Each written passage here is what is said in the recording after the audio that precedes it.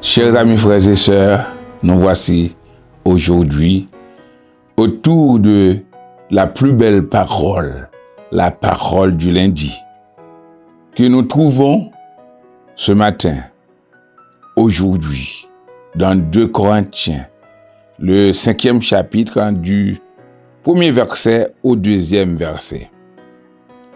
Nous savons en effet que si cette tente où nous habitons sur la terre est détruite, nous avons dans le ciel un édifice qui est l'ouvrage de Dieu, une demeure éternelle qui n'a pas été faite de main d'homme. Aussi, nous gémissons dans cette tente, désirant revêtir notre domicile céleste. Amen. La semaine dernière, nous avons vu que la vie sur cette terre est brève, elle est courte, elle est éphémère. On voit le temps passer à une vitesse vertigineuse, une vitesse de croisière. Et qu'on le veuille ou non, d'après le psaume qu'on a lu, on n'a pas lu tout le psaume, mais il y a des passages qui nous disent le temps de l'homme est limité à 70 ans et pour le plus robuste à 80 ans. Alors nous devons nous préparer à laisser cette terre un jour ou l'autre.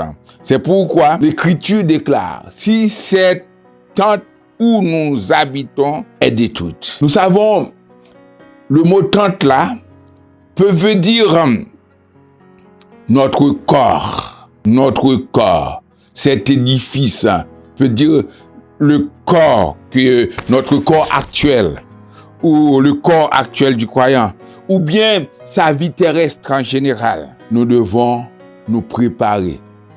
Nous devons nous préparer. Parce que nous savons qu'un jour ou l'autre, d'après le décret divin, quand Dieu a dit tu es poussière, tu retourneras en poussière. Un jour ou l'autre, nous devons laisser cette terre, qu'on soit chrétien ou pas, qu'on occupe un rôle important dans la société ou pas, riche ou pauvre, savant ou ignorant, un jour ou l'autre, on doit laisser cette terre. Mais après, il y en a qui disent c'est l'anéantissement total. Après la mort, c'est fini. Non, Dieu nous déclare qu'il y a une vie après la mort. 1 Corinthiens 15 nous parle de la résurrection du corps mortel, encore immortel, du corps charnel, encore spirituel, du corps invalide, encore glorieux. Nous devons être prêts à revêtir le corps spirituel que nous avons en Dieu, que Dieu prépare. C'est notre domicile céleste. Il est clair. La Bible déclare, la chair et le sang ne peuvent pas hériter le royaume de Dieu. Vous qui croyez en Dieu comme moi, nous avons l'espérance d'aller vivre avec Dieu. Jésus l'a déclaré. Je vais vous préparer une place afin que là où je suis, vous y soyez aussi. Et quand je vous aurai préparé la place, je reviendrai et je vous prendrai avec moi, afin que là où je suis, vous y soyez aussi.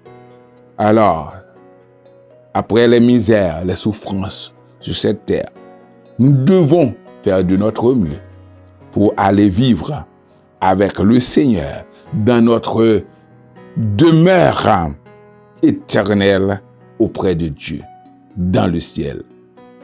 Que Dieu vous bénisse.